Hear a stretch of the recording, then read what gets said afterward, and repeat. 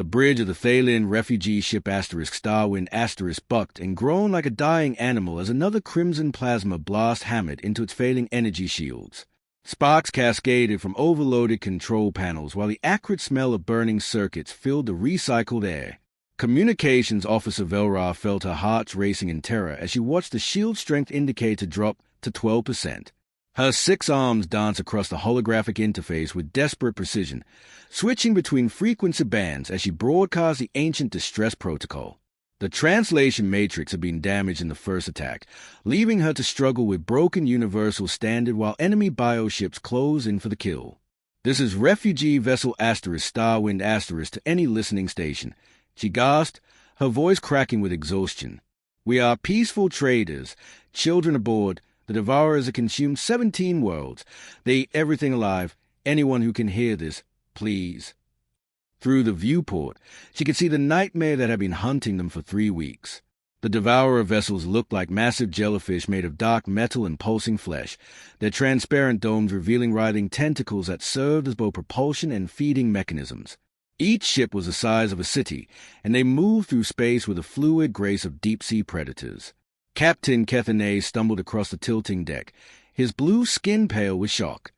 Velra, we have maybe 10 minutes before they break through our shields. Is there any response to the distress call? Nothing, Captain, she replied, tears streaming down her face. We're broadcasting on every frequency known to our databases, but space is so vast. The chances of anyone hearing us. She didn't finish the sentence. Behind them, the Devourer ships extended their feeding tendrils like cosmic spiders preparing to wrap their prey. These weren't just weapons of war. They were tools of consumption. Every ship they caught would be dissolved, its crew absorbed to feed the swarm's endless hunger. Light years away, in the quiet mountain facility that housed Earth's Deep Space Monitoring Station, technician Mark Thompson was enjoying what he thought would be a peaceful night shift. The Colorado Mountains stretched endlessly outside the reinforced windows, stars twinkling like diamonds against the black sky. His coffee mug was halfway to his lips when every screen in the communications array exploded with activity. Dozens of frequency analyzers screamed warnings as signals flooded in from deep space, not the usual cosmic background radiation, but clearly artificial transmissions carrying structured data. Holy hell, David, get over here. Mark shouted, nearly dropping his steaming mug as waveform patterns scrolled across his monitors. I'm picking up something incredible. Dr. David Harrison, Earth's top xenolinguistics expert, rushed from his research station. At 53, David had spent his entire career preparing for this moment, first contact with alien intelligence.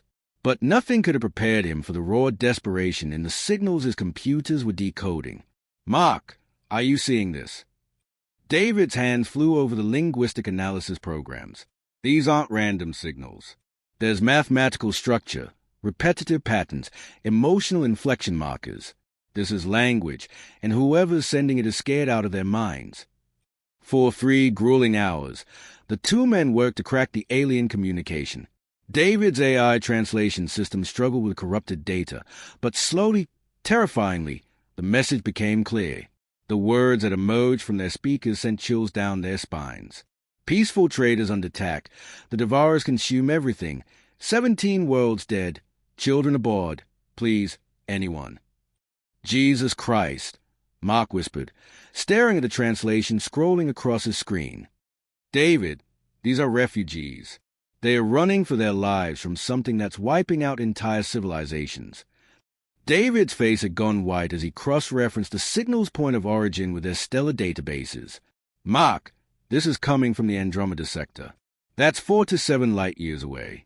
Whatever's happening there, it's been going on for weeks. Get me Admiral Johnson on priority line, David ordered, his voice shaking. We've got first contact, and it's not a friendly meet and greet. Someone out there is committing genocide, and they just asked Earth for help. The priority communication link activated within minutes. Admiral Robert Johnson's weathered face appeared on their screen, his gray eyes alert despite being woken at 3 a.m. Behind him, the Pentagon Situation Room was already buzzing with activity. Dr. Harrison, I understand you have something that couldn't wait until morning, the Admiral said, though his tone suggested he was taking this very seriously. Admiral, we've intercepted an alien distress call. Multiple alien species are being systematically exterminated by something they call the Devourers. They are begging for help from anyone in the galaxy who will listen. Johnson studied the translated messages for a long moment, his expression growing darker with each line. The tactical displays showed stellar coordinates that would take their fastest ships weeks to reach, assuming they could even mount such an operation. Within 6 hours, the alien plea had reached the highest levels of government.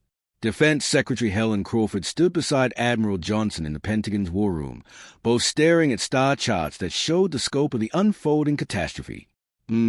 Johnson said quietly, "They are asking for help. Real people are dying out there. Families, children, entire civilizations being consumed by something that treats sentient life like a food source." Helen Crawford had spent her career making impossible decisions, but this one seemed to make itself. She looked at the translation of Velra's desperate message, at the stellar coordinates marking worlds already lost to the Devourers, and felt something stirring in her chest that had nothing to do with politics or national interest. "Then we'd better not disappoint them, Admiral. How fast can we mobilize a response fleet?" President William Hayes walked slowly to the podium in the United Nations Emergency Assembly, carrying the weight of humanity's first contact with alien life on his shoulders. The massive chamber fell silent as delegates from every nation on Earth waited to hear the words that would change history forever. Behind him, massive screens displayed the waveform analysis of the alien distress call. When Hayes activated the audio system, the haunting voices of dying civilizations filled the room. The broken universal standard, translated into dozens of human languages simultaneously, painted a picture of terror that transcended species barriers. Peaceful traders under attack, the Devourers consume everything. 17 worlds dead. Children aboard. Please, anyone. The Chinese delegate closed her eyes as tears rolled down her cheeks. The Russian ambassador gripped his chair until his knuckles turned white. Even the most hardened diplomats in the room felt their hearts breaking as they listened to Velra's desperate pleas echoing across the cosmic void. "Fellow leaders of Earth," President Hayes began, his voice carrying the gravity of the moment. 72 hours ago, we learned that we are not alone in the universe. But we did not discover this through peaceful exploration or scientific breakthrough. We learned it because someone out there is dying, and in their final moments, they reached across the stars hoping that somewhere, someone would care enough to help. He gestured toward the star chart displayed on the chamber's walls, showing the Andromeda sector where entire solar systems had gone dark in recent weeks. The question before us isn't whether we can help these beings. Our military analysts confirmed that we possess the technology and firepower necessary to mount an effective response. The question is whether we have the moral courage to try. The Brazilian representative stood up. "Mr. President, what guarantee do we have that these aliens are truly peaceful? How do we know this isn't some elaborate trap?" Hayes nodded gravely. "We don't. But I would rather risk being deceived by those asking for help than live with the certainty that we ignore genuine cries for salvation. These beings reached out in their darkest hour, trusting that somewhere in the universe, someone would care enough to answer." The Japanese ambassador raised his hand. "The distance alone makes this operation nearly impossible. We're talking about deploying our entire deep space fleet to a region we've never explored against an enemy we know nothing about." "That's exactly right," Hayes replied, "and that's exactly why we must act. Because if we don't, who will? If humanity won't stand up for the innocent when they cry out for help, then what does that say about who we are as a species?" The vote was called 30 minutes later. One by one, every nation on Earth cast their ballot. The result was unanimous. Operation Guardian Angel was authorized with the full backing of the United Nations and unlimited access to Earth's military resources. The next 72 hours transformed Earth into a hive of activity unlike anything in human history. At shipyards orbiting Earth, Mars, and Europa, construction crews work around the clock to outfit the largest fleet humanity had ever assembled. The backbone of the Armada consisted of Earth's newest warships, sleek, angular vessels bristling with particle cannons and kinetic weapons that could punch through solid steel like paper. Admiral Robert Johnson stood on the bridge of the flagship UES Defiance watching through the massive viewport as ships from every corner of the solar system converged in Earth orbit. The sight was breathtaking. 200 vessels of various classes, From massive dreadnoughts to swift attack cruisers, all painted in the blue and silver colors of the United Earth Defense Force. Captain Rebecca Morgan, his tactical officer, approached with a tablet displaying the final mission roster. At 34, Morgan was one of the youngest ship captains in the fleet, but her tactical brilliance had earned her a place at Admiral Johnson's side. "Sir, the numbers are staggering," she reported, her eyes wide with amazement. "We had to turn away volunteers. Every branch of service, every allied nation, civilian corporations, even retired military personnel, everyone wants to be part of this mission. Hell, civilian pilots are requesting permission to join the convoy." Admiral Johnson studied the roster of 50,000 personnel who would be making the journey to alien space. Fighter pilots from the Lunar Defense Corps, Marine battalions from Mars Colony, engineering teams from the asteroid mining stations, humanity's finest, all volunteering to risk their lives for people they'd never met. "What's the status on supplies and ammunition?" Johnson asked. "Fully loaded, sir. We're carrying enough firepower to crack moons and sufficient supplies for a 6-month campaign. The Defiance alone has enough kinetic rounds to level a small continent." Through the communication system, status reports flowed in from across the fleet. The heavy cruiser Thunderstrike reported all weapon systems operational. The assault carrier Valkyrie confirmed that her fighter squadrons were ready for immediate deployment. Destroyer squadrons Wolfpack and Steel Rain had completed their final system checks. "Any word from the alien survivors?" Johnson asked, his voice heavy with concern. Morgan's expression darkened as she consulted her sensor readings. Long-range sensors detect massive ship movements in their territory, Admiral. Energy signatures consistent with large-scale orbital bombardments. Whatever the Devourers are, they are not slowing down. Intelligence estimates suggest they are consuming roughly one planetary system every 48 hours. The weight of that information settled over the bridge crew like a heavy blanket. Entire world were dying while they prepared to launch, billions of innocent lives being snuffed out by creatures that viewed sentient species as nothing more than food. Johnson turned toward the main view screen, where it hung like a blue jewel against the star-filled darkness. Home to 8 billion humans who had just voted to send their finest warriors across the galaxy to save strangers.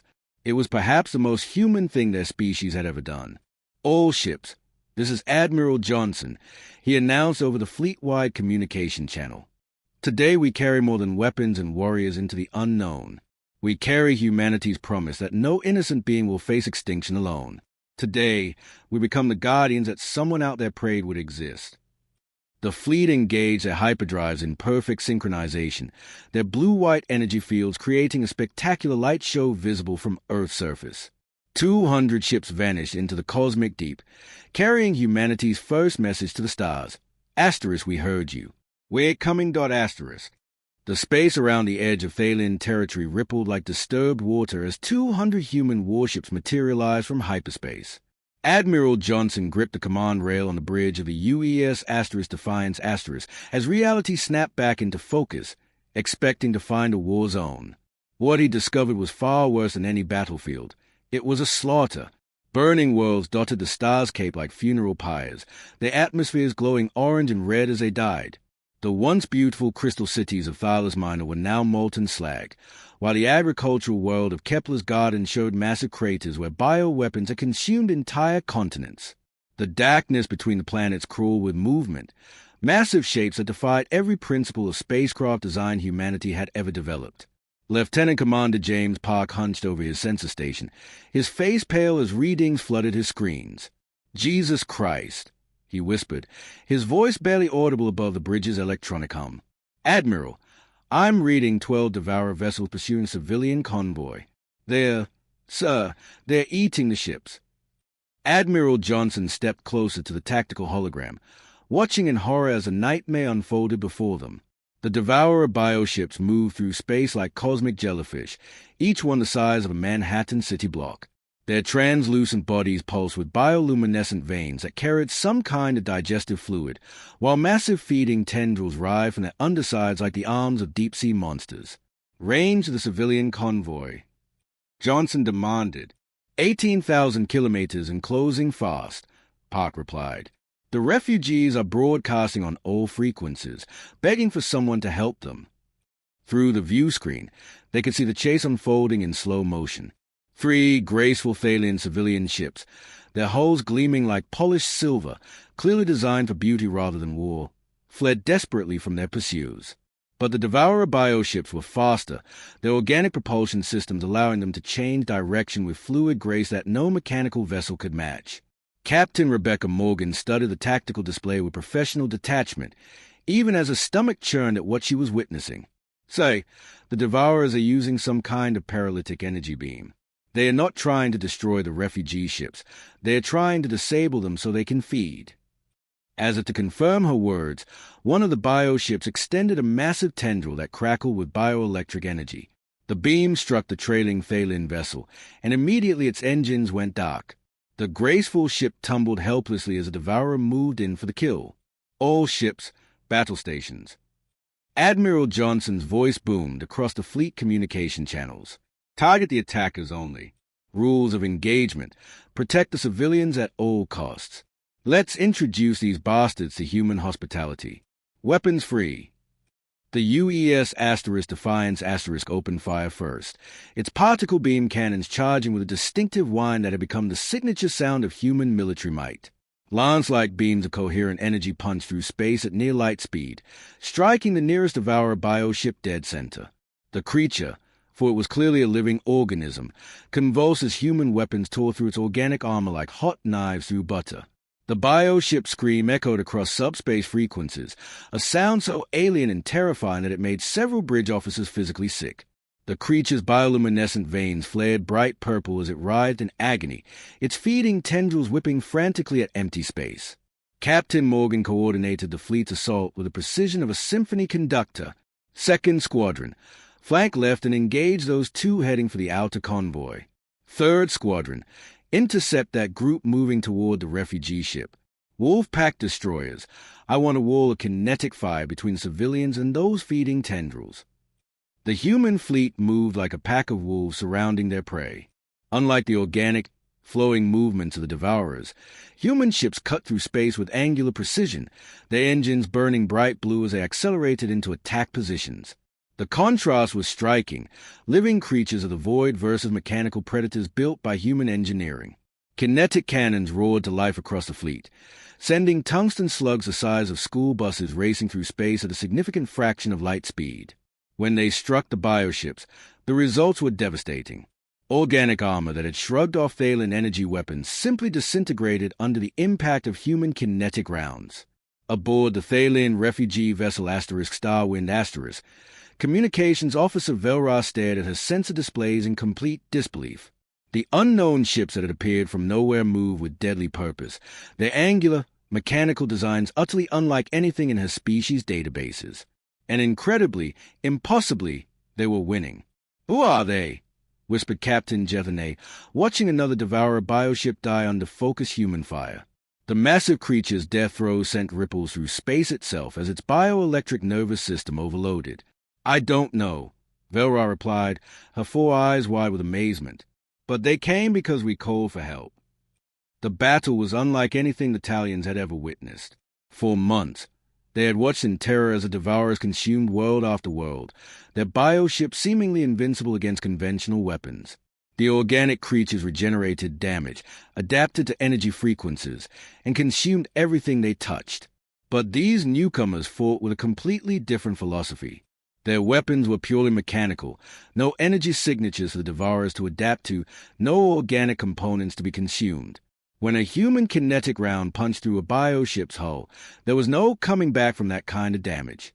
"Target destroyed," reported the gunnery officer aboard the Defiant Star, moving to engage the next hostile. Admiral Johnson watched the tactical display with grim satisfaction as human firepower systematically dismantled the Devourer attack force. Whatever these creatures had evolved to fight, it clearly wasn't humanity. Their feeding mechanisms and paralytic weapons were useless against synthetic materials and mechanical systems. "So," Captain Morgan called out, "the civilian convoy is safe. All Devourer vessels in this sector have been eliminated." But Admiral Johnson knew this was just the beginning. Across Thalian space, Hundreds of worlds were under attack, and millions of innocent lives hung in the balance. 3 days into the liberation of Thalian space, the war room aboard the UES Defiance hummed with activity that would have been impossible to imagine just a week earlier. Admiral Johnson stood before a massive holographic display that showed the entire Thalian Confederation, watching as the tide of battle shifted dramatically in favor of the forces of justice. Red markers scattered across the three-dimensional star map indicated Devourer-occupied worlds, their crimson glow a stark reminder of the atrocities being committed. Blue markers showed human fleet positions advancing like an unstoppable wave of liberation, while green indicators marked successfully freed systems where Thalian civilians were finally safe to emerge from their hiding places. The transformation was remarkable. What had started as a desperate rescue mission was becoming the most successful military campaign in human history. Every engagement followed the same pattern. Human ships would drop out of hyperspace, eliminate Devourer bioships with devastating efficiency, and move on to the next system. The enemy simply had no answer for human warfare tactics. Colonel Patricia Wright, commander of the Marine Expeditionary Forces, stood at attention as she delivered her report. Her combat armor still bore scorch marks from the ground assault on Kepler's Garden, where her troops had spent 18 hours clearing Devourer ground forms from the planet's crystal cities. "The enemy's retreating on all fronts, Admiral," she reported, pulling up footage from the liberation of the mining world Altera Prime. "Our ground teams have successfully retaken 4 colonies. The Devourer ground forms are unlike anything we've encountered. They are basically living weapons that burrow through soil and rock, but our plasma rifles and explosive charges are extremely effective against organic targets." The hologram shifted to show combat footage from the surface battles. Human Marines in powered armor moved through alien landscapes with tactical precision, their weapon systems designed to operate in any environment.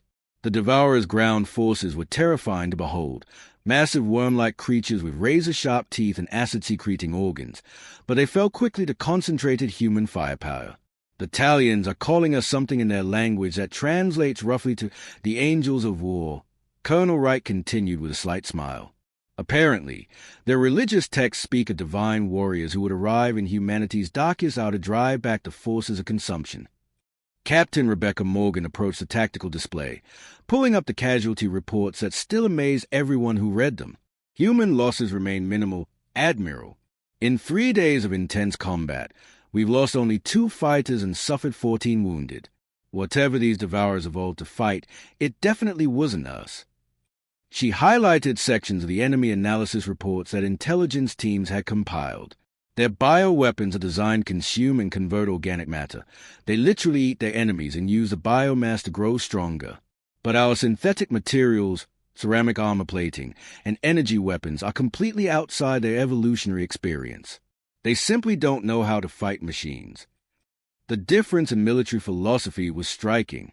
Thalian weapons had been designed for peaceful purposes, mining lasers converted to defensive systems, transport ships hastily fitted with whatever armaments they could manage. The Devourers had evolved to counter organic defenses, regenerating from energy weapons and consuming biological materials. But human military doctrine was built on overwhelming firepower delivered through mechanical systems.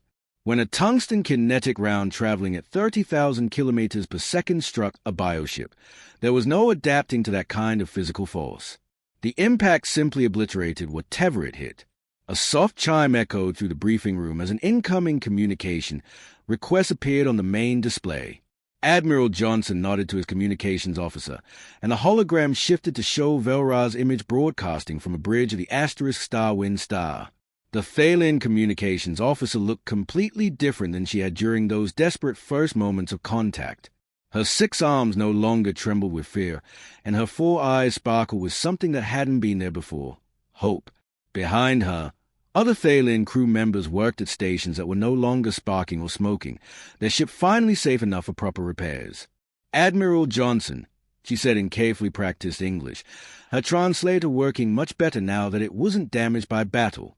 "On behalf of the Thalian Confederation, our Council of Elders, and the millions of civilians you have saved, we cannot express our gratitude. You came from across the void to save people you had never met, people you had never even known existed." Admiral Johnson straightened his uniform and stepped closer to the communication display. His weathered face showed the strain of 3 days of constant battle, but his eyes were clear and determined.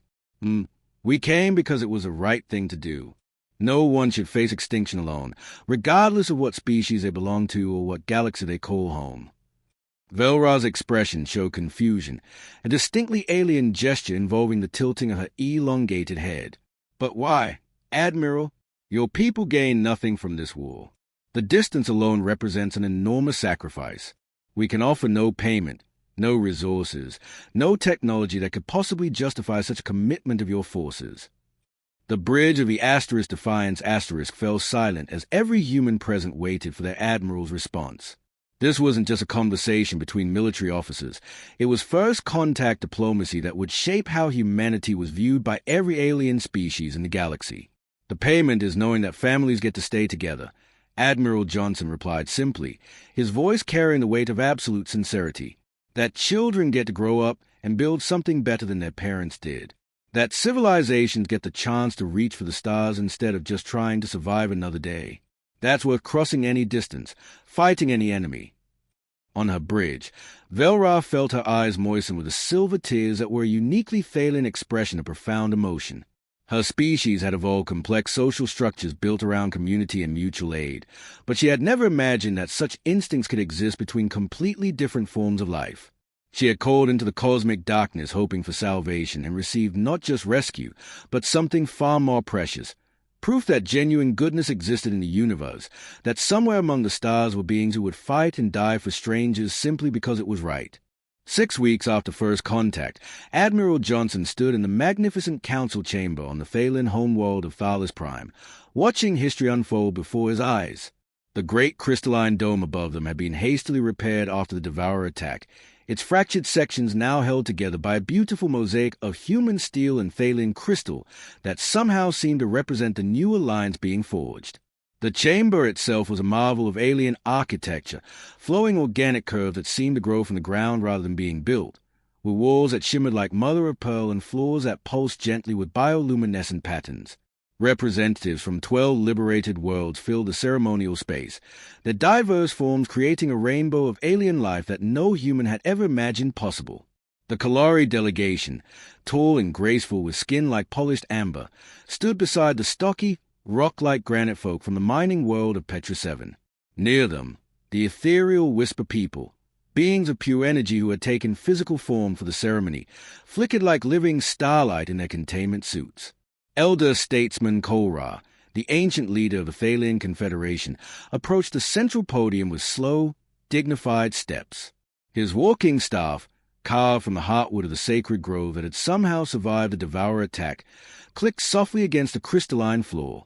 At nearly 200 years old, Kolra had witnessed the rise and nearfall of his civilization, and his voice carried the weight of that experience. Citizens of Thalos, beings of all worlds, he began, his words translated instantly into dozens of languages through neural implants worn by the assembled delegates. We gather today not to mourn what we nearly lost, but to celebrate what we have gained. 6 weeks ago, we faced extinction. Today, we forge bonds that will echo through the ages. The old statesman paused, looking directly at Admiral Johnson and the human delegation.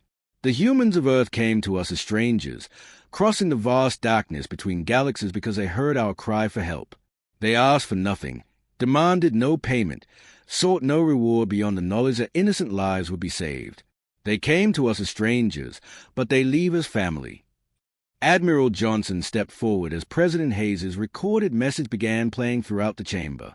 The president's image appeared as a hologram above the gathering, his words carefully chosen to mark this historic moment. People of Earth extend our hand in friendship to the Thalian Confederation and all species represented here today. Hayes' voice resonated through the chamber. We pledge that never again will peaceful beings face annihilation while humanity draws breath. We have learned that the universe is vast and full of wonders, but also dangers that no single species can face alone. We are stronger together. As the treaty documents were brought forward, sheets of crystallized light that will preserve the agreement for millennia, Captain Rebecca Morgan leaned over to whisper to Colonel Patricia Wright. Intelligence reports that 12 other species have sent diplomatic envoys to Earth, all wanting to establish relations. Word spreading fast across the galactic networks. Colonel Wright smiled as she watched a group of young Thalian children approach a squad of human marines.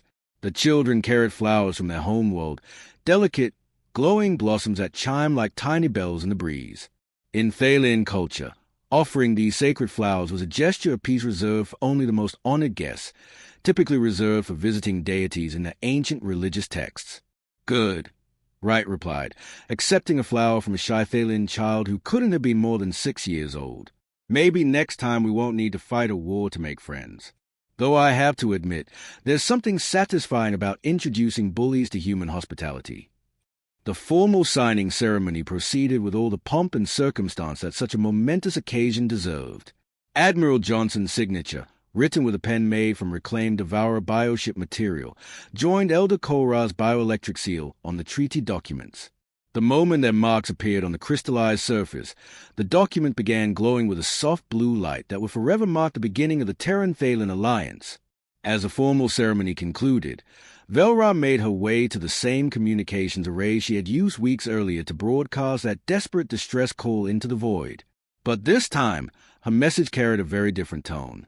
Her 6 arms moved across the controls with practiced efficiency as she opened channels to every corner of known space.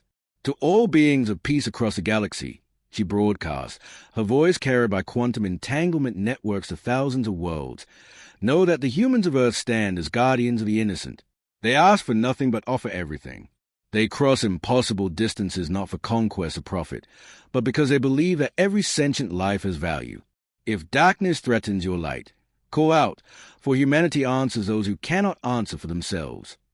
The message spread like wildfire across subspace communication networks, carried by traders, diplomats, and refugees to distant worlds.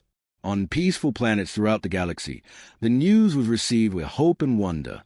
But in the dark corners of space where predator species lurked, the message carried a very different meaning. The galaxy now had protectors, and they were not to be trifled with.